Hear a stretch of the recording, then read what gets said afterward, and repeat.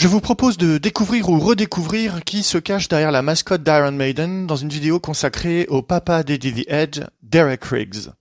Cette vidéo, non monétisée comme toutes mes vidéos, a pour objectif de soutenir et faire connaître Derek Riggs en tant qu'artiste. De nombreuses réponses aux questions que les fans d'Iron Maiden se posent à propos de Derek Riggs se trouvent déjà dans les différentes interviews disponibles sur YouTube, dont certaines révèlent quelques informations plutôt intéressantes, dans son site internet www.derekriggs.com et dans sa page Facebook bien sûr, et surtout dans l'ouvrage Run for Cover, publié par Martin Popoff et John Merrickowski, qui lui est consacré et que je vous conseille d'acquérir directement via son site internet, si ce n'est déjà fait, car c'est une source d'informations incomparable, sûre et inédite. C'est un regroupement d'œuvres exceptionnellement bien reproduites, 180 pages, environ 200 dessins et reproductions d'œuvres, dont certains inédits. Derek Riggs se propose même de vous le dédicacer. Alors, je ne vais pas dévoiler ce que révèle ce livre, ni même paraphraser ce qui existe déjà sur Derek Riggs, ça et là sur le web. C'est pas le but de cette vidéo. Il y a en revanche quelques informations et remarques d'ordre biographique, technique et analytique que je souhaite partager avec vous et qui, je l'espère, vous permettront d'en savoir un peu plus sur cet artiste unique à qui Iron Maiden et bien d'autres doivent beaucoup. Cette vidéo va se dérouler en 4 temps. Premièrement, je vais d'abord parler de l'actualité de Derek Riggs, avant de remonter le temps et évoquer les œuvres qu'il a faites en dehors ou en parallèle de ses contrats avec Iron Maiden. Ensuite, je vais donner quelques détails sur les débuts de sa carrière, quelles ont été ses influences et comment celle-ci a ensuite évolué sur le plan technique. Troisièmement, nous verrons comment est né Eddie et à qui en revient la paternité, entre guillemets. Et enfin, quatrièmement, je vais fournir quelques explications plutôt personnelles en ce qui concerne certains aspects techniques qui vont vous faire comprendre pourquoi vous aimez les œuvres de cet artiste. Alors, première partie, qui est Derek Riggs ? Derek Riggs a fêté ses 60 ans en 2018. Il habite actuellement en Californie, près de San Diego, où il a déménagé après s'être posé à plusieurs endroits aux États-Unis pour des raisons personnelles et des raisons de santé. Il est de nouveau régulièrement présent à des Comic-Con, des conventions, comprenez festivals dédiés à la BD, à la musique et parfois au cinéma, où il dédicace des reproductions de ses œuvres ainsi que le livre Run for Cover dont je viens de parler. Il a également sorti un mini sketchbook de 46 pages avec plus de 200 photos et illustrations en 2019 en collaboration avec Caio Caldas, un graphiste indépendant originaire de Sao Paulo, au Brésil, et directeur artistique et créateur de Katie's Art, Digital Artwork, un studio de design graphique international spécialisé dans les œuvres d'art et les designs dans l'industrie de la musique. Cet ouvrage, dont il existe une petite vidéo de présentation, est épuisé et n'est désormais disponible que sur le second marché. Alors commençons avec la carrière de Derek Riggs en parallèle d'Iron Maiden. Comme vous le savez, Derek Riggs est un artiste britannique contemporain, surtout connu pour avoir créé Eddie, la mascotte du groupe Iron Maiden, mais il a également réalisé de nombreuses œuvres pour d'autres groupes, et cela avant sa collaboration avec Iron Maiden, comme par exemple pour les jazzmen Dick Morrissey et Jim Mullen en 1979 pour leur album Cape Wrath. Il a également travaillé pour le pianiste anglais Maxwell Middleton et le guitariste Robert Hawaii également en 1979 pour leur album Another Sleep, avec le même personnage d'apparence métallique, chromé, que l'œuvre précédente. Ce sont là les 2 premières œuvres de Derek Riggs, alors à peine âgé de 20 ans, qui lui ont été achetées pour servir de pochette de disque. En parallèle de ses 3 contrats de 3 ans avec Iron Maiden, Derek Riggs a travaillé pour le groupe de hard rock gallois Budgie pour leur 9e album intitulé Night Flight, sorti en 1981 chez RCA Records, mais l'œuvre date en fait de 1979 et avait été initialement pressentie pour un album du groupe Hawkwind qui n'en avait finalement pas voulu. J'ajoute au passage que le personnage central de cette œuvre a quelque chose qui préfigure Eddie et notamment sa posture dans la pochette de Somewhere in Time. Derek Riggs a également travaillé pour le guitariste de rock et de blues Alvin Lee en novembre 1981 pour son album RX5 sorti chez EMI Records, la maison de disques d'Iron Maiden, où la qualité d'exécution réaliste des chromes et autres reflets métalliques est tout à fait sensationnelle.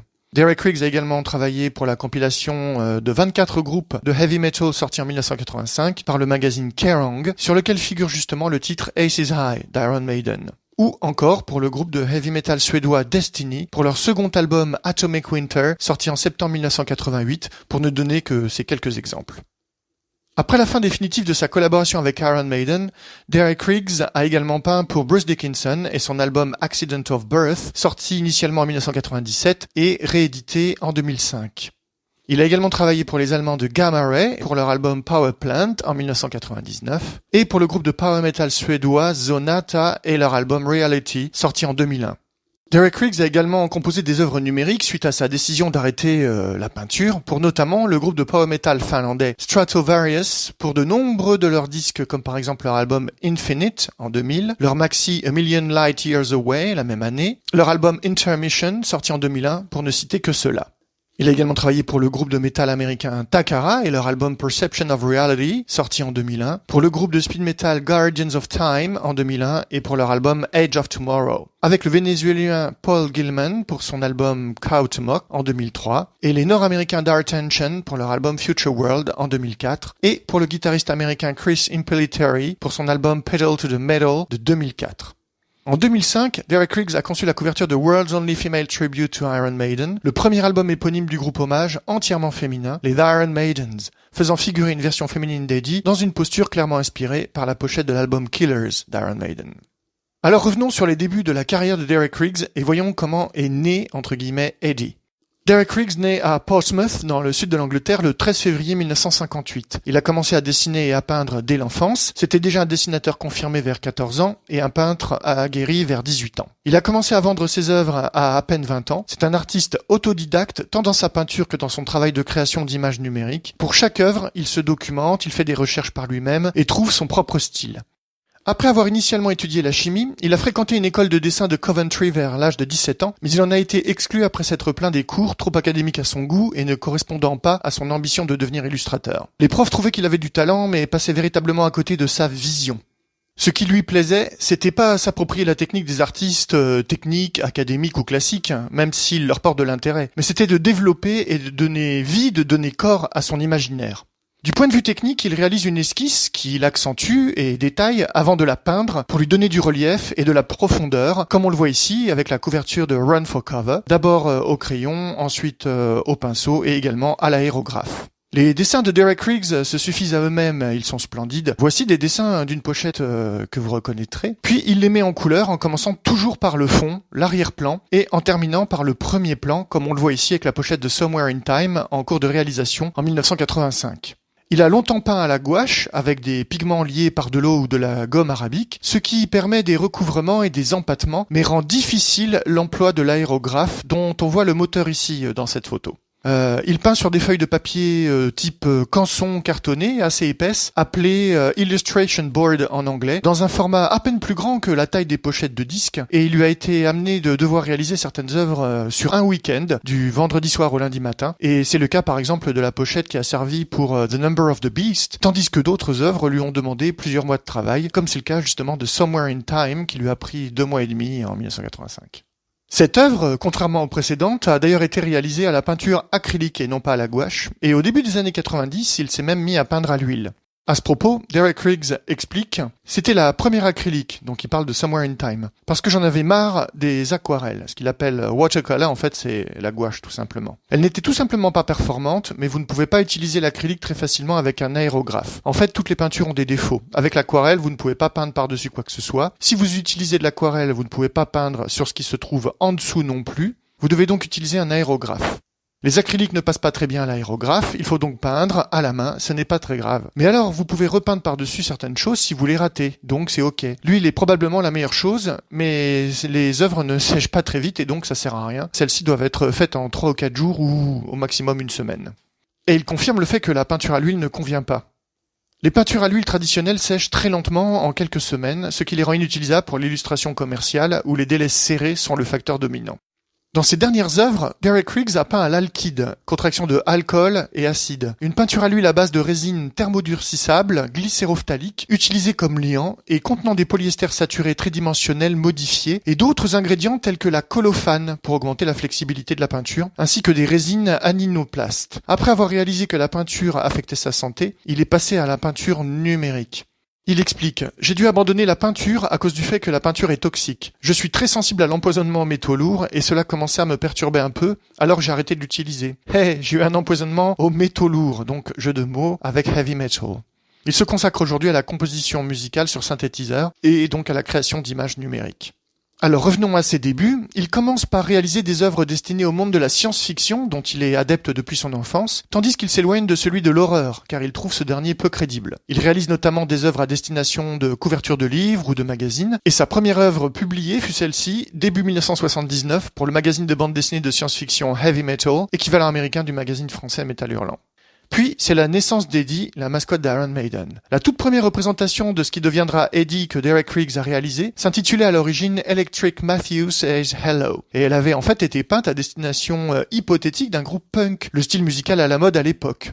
Comme le confie Derek Riggs dans la vidéo 12 Wasted Years de 1987, son origine remonte à une photographie de Ralph Morris prise lors de la bataille de Guadalcanal en août 1942, lors de la conquête du Pacifique par les Américains, face aux Japonais. Publiée dans le magazine Life en 1943, cette photo montre la tête carbonisée d'un soldat japonais disposé sur un char japonais. Il s'agit d'ailleurs d'un type 97 Chiha, le char standard de l'armée impériale japonaise pendant la Seconde Guerre mondiale. En février 1980, Rod Smallwood, manager d'Iron Maiden, remarque des pochettes de disques dans les locaux de la maison de disques EMI et demande à consulter le portfolio de l'artiste qui les a réalisés. C'est comme ça qu'il choisit une illustration de Derek Riggs, qui démarche les maisons de disques de l'époque et tente alors de vendre ses œuvres à des groupes ou à leurs managers, puisqu'il s'est spécialisé dans les pochettes de disques. Il trouvait en effet que les pochettes des vinyles des années 70 n'avaient que trop rarement d'intérêt artistique, comme par exemple cette pochette de Black Sabbath. Et la suite des événements lui a donné raison, car il est devenu un artiste reconnu grâce à ce premier album d'Iron Maiden.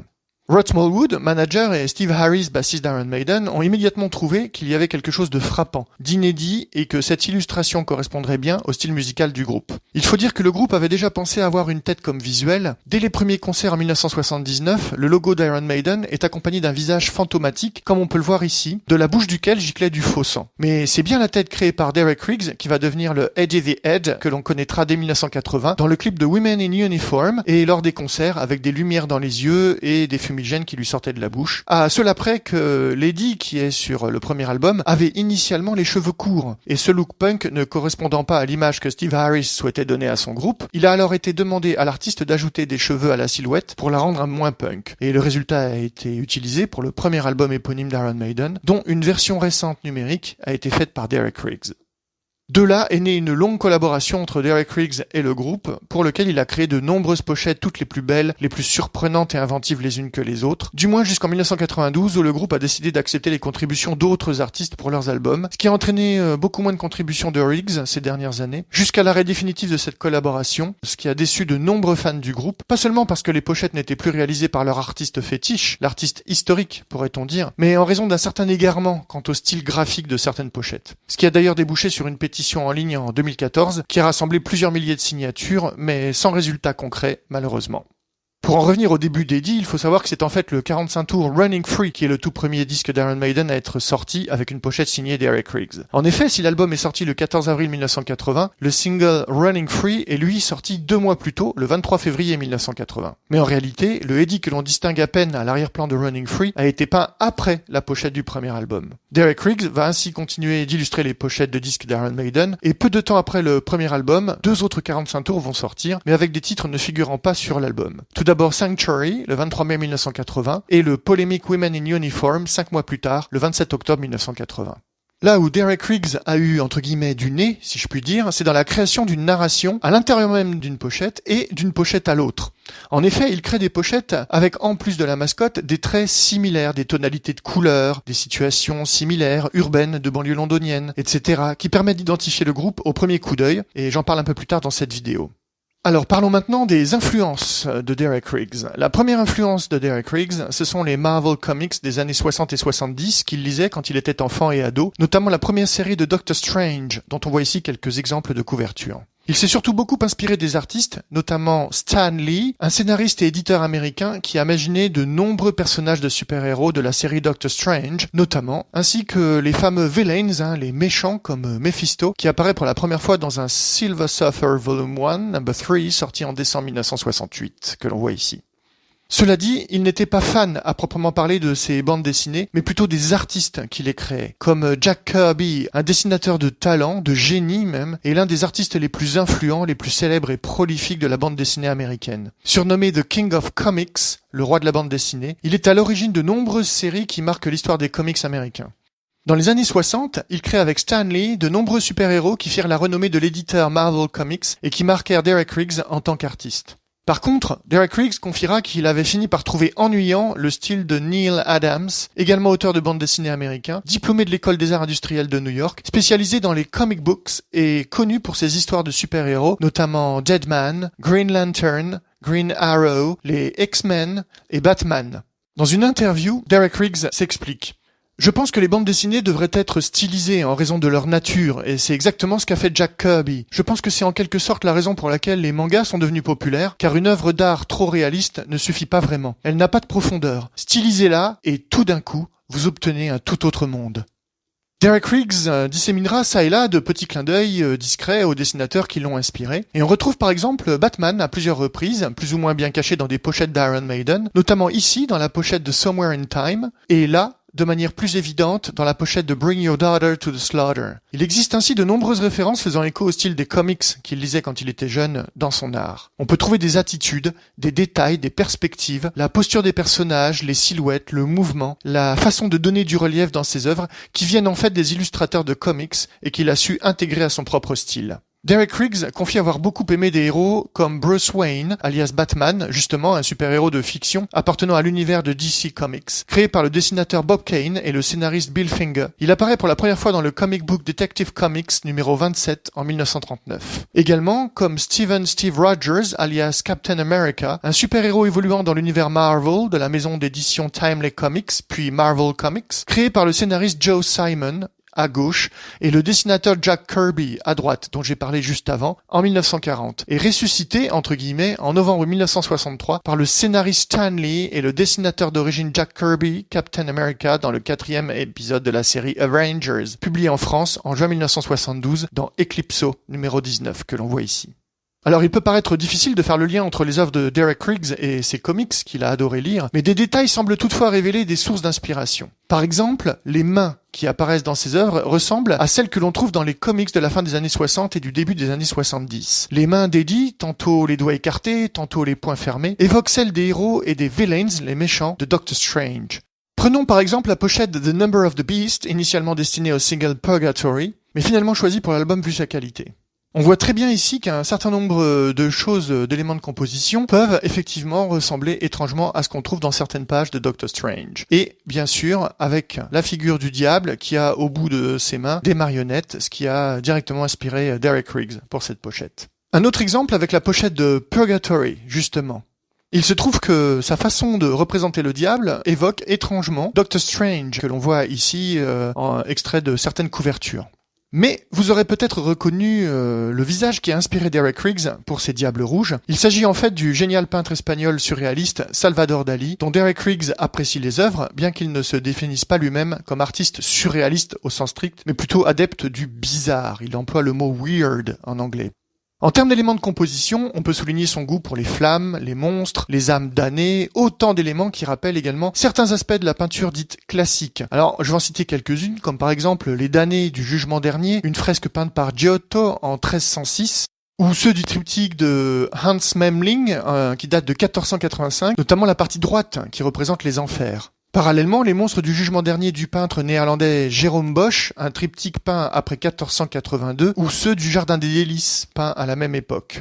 La perspective du fantastique Pandémonium de John Martin, peint en 1841, et inspiré de Paradise Lost de John Milton, qui se trouve au musée du Louvre à Paris, peut éventuellement faire penser à la pochette de The Number of the Beast, par exemple. Et bien sûr, le surréalisme de Salvador Dalí, dont je viens de parler, dans par exemple Le miel est plus doux que le sang, peinture qui date de 1927, ou dans Rêve causé par le vol d'une abeille autour d'une grenade une seconde avant son réveil, en 1948, pour ne citer que ces deux-là. Parfois, on peut retracer l'origine et identifier les références de certains détails, comme ces gouttes d'eau en symbole de vie, que l'on retrouve dans certaines natures mortes, comme par exemple celle-ci d'Abraham Mignon, peinte en 1660. Parallèlement, cette mouche en trompe-l'œil que l'on retrouve également dans certaines vanités, en symbole de la mort, comme par exemple celle de Willem van Helst, dans un tableau de 1670. Également, ces serpents qui ressemblent à ceux de cette autre nature morte de Otto Marseille van Schriek, peint en 1670 également. Et enfin, ce diablotin qui semble tout droit sorti de l'œuvre de Fuseli, intitulée The Nightmare, le cauchemar, qu'on pourrait également traduire par la jument de la nuit.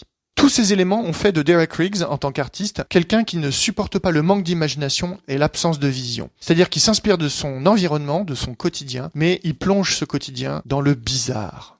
Dernière partie, quel sens donner aux œuvres de Derek Riggs ?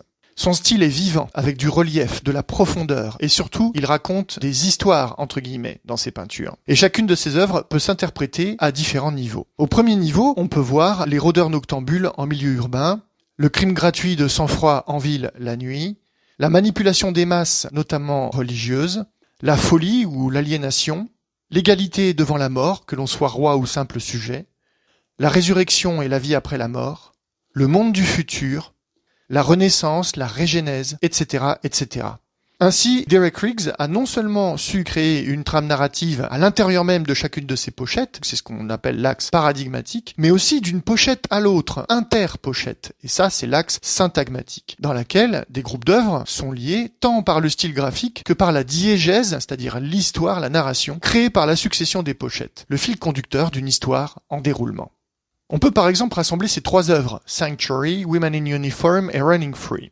Et pour les deux singles sortis après le premier album, Derek Riggs décide de créer une histoire. En effet, tandis qu'Eddie poignarde un personnage qui ressemble étrangement à la première ministre de l'époque au Royaume-Uni, Margaret Thatcher, sur la pochette de Sanctuary, ici à gauche, sans doute pour avoir arraché une affiche de concert d'Iron Maiden, cette dernière semble prête à se venger sur la pochette du single Women in Uniform, où elle attend Eddie caché au coin d'un immeuble. Un Sterling automatique L2A3 à la main, l'arme typique de l'armée britannique. Cette histoire qui se déroule de pochette en pochette n'était pas un choix mais plutôt une provocation comme l'explique Derek Riggs, suite aux réactions négatives lorsque la pochette de Sanctuary est sortie, montrant Margaret Thatcher fraîchement poignardée. À ce propos, la version soi-disant censurée était en fait une décision du management du groupe afin de faire parler du groupe dans les médias et d'attirer l'attention sur eux, ce qui a plutôt bien marché à l'époque.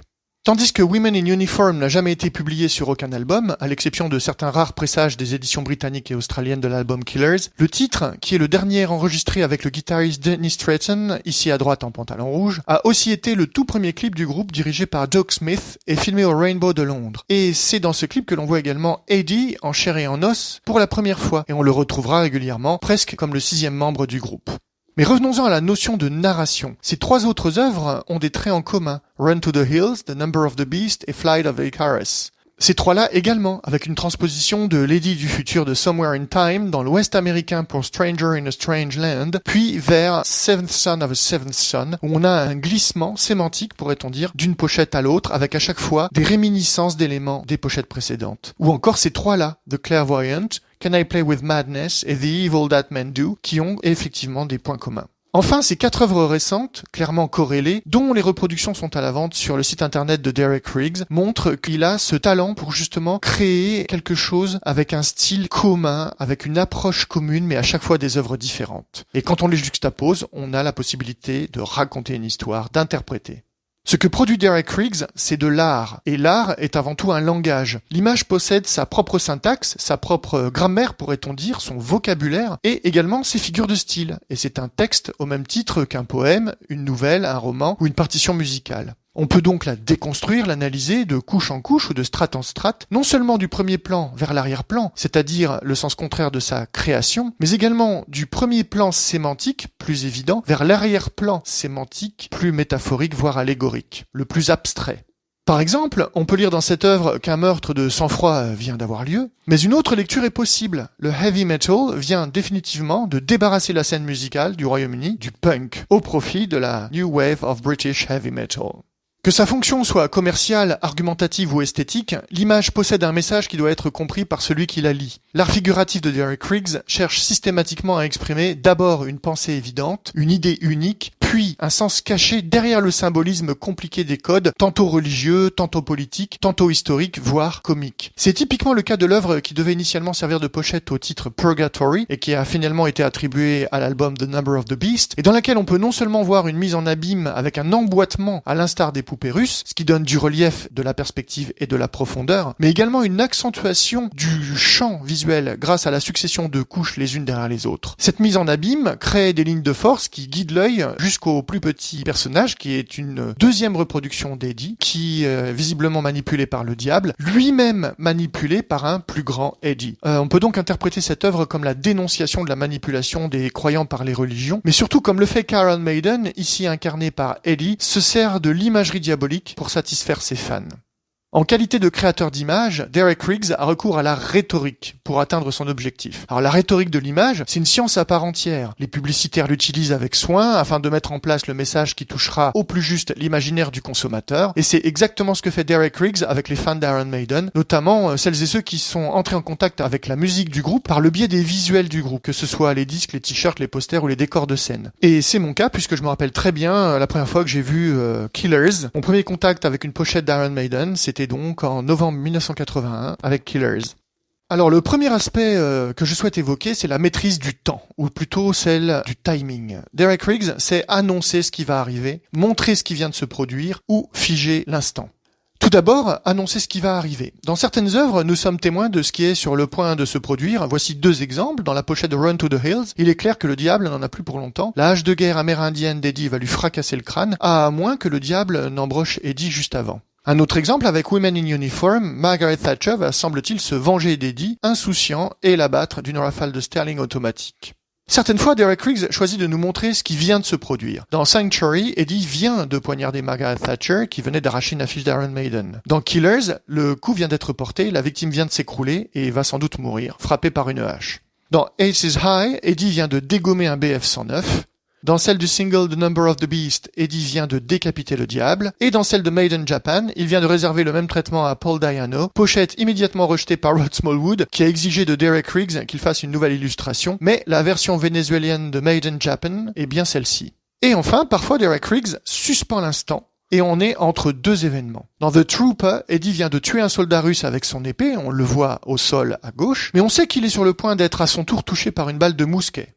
Parallèlement, dans Running Free, le fan a semble-t-il réussi à fuir l'Eddie qui le menaçait avec une bouteille cassée, mais il semble qu'il n'échappera pas à l'autre Eddie dont on ne voit que la main prête à l'attraper. Dans celle de Flight of Icarus, Eddie vient de mettre le feu à Icar, qui chute inexorablement vers le sol, sur lequel il va s'écraser.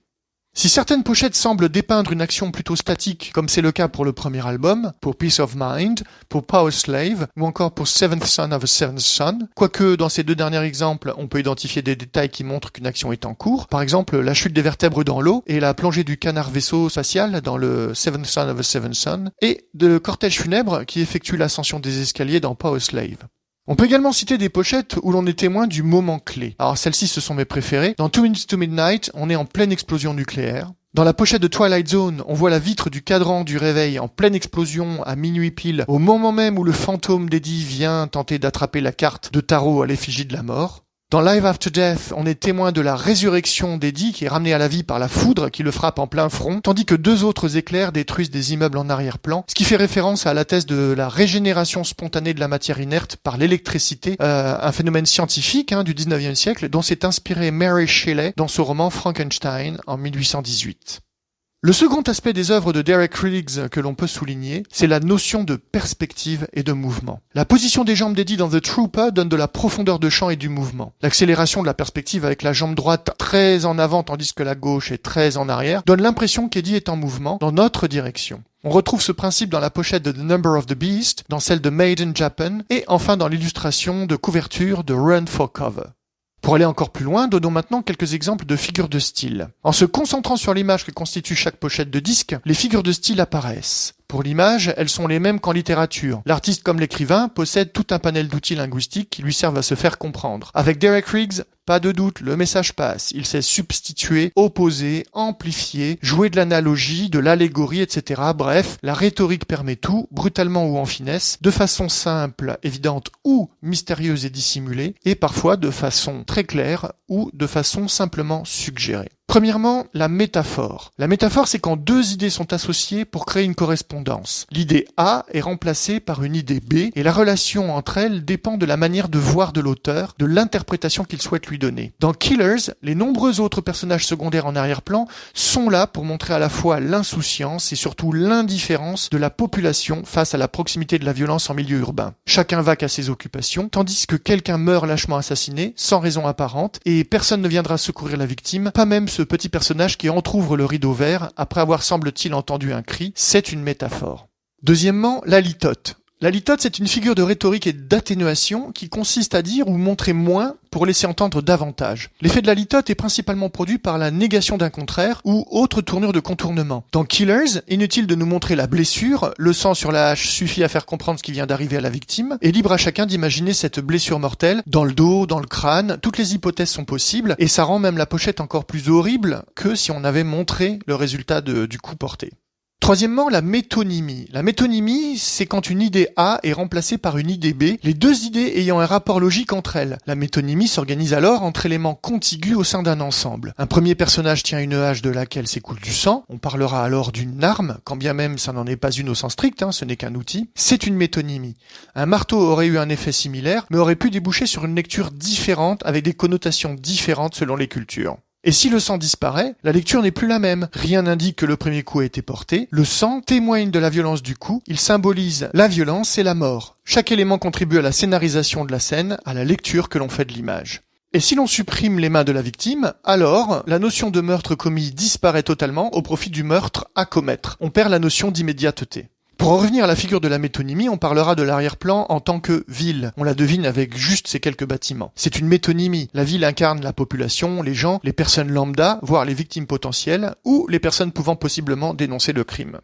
Quatrièmement, la synecdoque. La synecdoque est une forme particulière de métonymie, dans laquelle B est une partie de A. Le détail exprime l'ensemble. Du grec signifiant compréhension simultanée, la synecdoque est comme la métonymie une figure de substitution. Avec Killers, Derek Riggs témoigne d'un fait divers, en l'occurrence un meurtre au premier degré par arme blanche qui a lieu en pleine rue, en zone urbaine, en fin de soirée ou au cœur de la nuit, dans la deuxième moitié du XXe siècle. Il n'en montre que les protagonistes, quasiment, le meurtrier et sa victime. En élidant la victime, on ne voit que ses mains. C'est une synecdoque. On devine que le coup vient d'être porté, car la victime qui s'écroule tente de se rattraper au t-shirt d'Eddie. Ce qui n'est pas le cas dans la pochette de Sanctuary, où l'intérêt était clairement de montrer la victime là, et accessoirement qu'on puisse l'identifier facilement.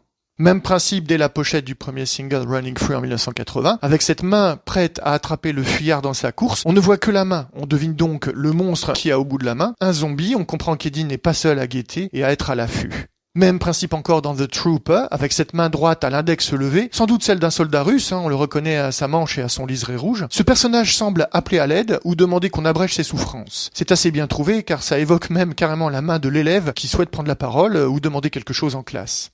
Et cette méthode dans Somewhere in Time, toujours la même, avec cette main du cyborg visiblement fraîchement abattue par Eddie. Inutile d'en voir davantage pour comprendre ce qui vient de se passer, ce qui est confirmé par la fumée qui sort du canon de son arme, la perte du liquide et des étincelles, corroborées par les flammes ici en bas à droite. Cinquièmement, l'oxymore. C'est la mise en relation au sein d'un même visuel ou d'un même plan de construction de deux idées opposées. Dans Killers, la représentation de la mort et de l'amour au sein de la même image constitue un oxymore. Quelqu'un meurt au premier plan tandis qu'un couple s'unit en arrière-plan, symbole de l'origine de la vie. On a donc l'alpha et l'oméga. De même, le fœtus et les ossements du géniteur qui le portent dans Seventh Son of a Seventh Son constituent un oxymore, la mort et la vie, la fin et le début. Tout comme cette juxtaposition des états de l'eau, symbole de l'origine de la vie, avec ici ces ronds qui témoignent de l'état liquide, et là ces trous et fissures dans la glace qui témoignent de l'état solide, avec en prime l'état surréaliste intermédiaire entre deux, en mode de guimauve, caoutchouc. Et pour finir, l'allégorie. Alors l'allégorie, c'est la représentation imagée d'une idée abstraite en utilisant des symboles et quelquefois la personnification. Dans The Trooper, comme je l'explique dans une vidéo dédiée à ce titre, les canons représentent la guerre, le Union Jack sali et déchiré représente le sacrifice à la nation, et tout simplement la violence des combats et les pertes humaines dans les rangs de l'armée britannique lors de la bataille de Balaclava, durant la guerre de Crimée au milieu du 19e, et surtout la mort avec cette silhouette de Grim Reaper, la grande faucheuse ou encore le moissonneur des âmes, un exemple emblématique d'allégorie que l'on retrouve dans la pochette du Live After Death, ici, ainsi que dans celle de Somewhere in Time, toujours à gauche en hauteur, ici, ainsi que dans la pochette de Twilight Zone, ici sur la carte de tarot à l'effigie de la mort, et également à l'arrière-plan par la fenêtre, et enfin dans celle de Stranger in a Strange Land, ici au premier plan sur la carte à jouer, sur la table de jeu. On retrouve également cette allégorie en qualité de personnage central dans différentes pochettes comme dans Dance of Death, réalisé par David Patchett, que je pense être la moins réussie de toutes les pochettes d'Iron Maiden, ou encore dans le Best of From Fear to Eternity, réalisé par Melvin Grant. Bref, pour en revenir au génie de Derek Riggs, on doit également souligner sa maîtrise de certaines techniques picturales, telles que la technique du contraste et notamment du clair-obscur, où des couleurs opposées se côtoient pour donner du relief et de la profondeur. Cette technique est notamment associée à certains peintres comme Georges de la Tour, avec par exemple ici 4 œuvres visibles au Louvre, notamment celle qui se trouve à gauche, la Madeleine à la Veilleuse, et celle-ci également, Saint-Joseph Charpentier. Ou également comme le Caravage avec David et la tête de Goliath, ici, ou là avec la conversion de Saint Paul. L'illusion du relief due à l'effet des couleurs contrastées apportées par le jaune de la lumière et le bleu de la lune est absolument emblématique des 3 premières œuvres. On voit le single Running Free ici à gauche, Sanctuary au centre et Women in Uniform à droite. Le rendu entre le chaud du jaune et le froid du bleu et du blanc est sensationnel. C'était aussi pour des raisons économiques puisque ça coûtait moins cher à imprimer. Cela est également le cas des pochettes de nombreux albums où, une fois encore, couleurs chaudes et couleurs froides se côtoient, notamment de manière très prononcée dans Live After Death, et surtout de manière tout à fait représentative et emblématique dans No Prayer for the Dying, où la lampe jaune rappelle vraiment les jeux de lumière des maîtres du clair-obscur, tandis que la scène est plongée dans une obscurité relative avec visiblement un clair de lune. Derek Riggs confie sa fascination pour ces contrastes à propos de la pochette qui a servi d'illustration pour le premier album. Je me promenais beaucoup la nuit et j'aimais la lueur jaune des lampadaires et le teint bleu de la lune, un contraste assez étonnant vraiment. Les oppositions chromatiques sont l'un des trucs auxquels Derek Riggs accorde une importance particulière, davantage même qu'au réalisme. Il ne se définit pas comme un réaliste ou un hyper-réaliste. La présence de vert dans la pochette de No Prayer for the Dying illustre bien cela et fait écho aux ficelles de The Number of the Beast qui sont également vertes afin de mieux ressortir. Ce n'est pas réaliste, mais c'est efficace. Pour terminer, je parlerai de focalisation. Le principe que Derek Riggs a toujours respecté, c'est d'interpeller directement le spectateur par le biais du regard du sujet principal de chaque pochette, de chaque œuvre. Loin d'être vides, les orbites d'Eddie contiennent des yeux tantôt brumeux, tantôt enflammés, parfois hypnotiques, qui nous fixent, et on ne peut qu'être interpellé et absorbé par ce regard perçant.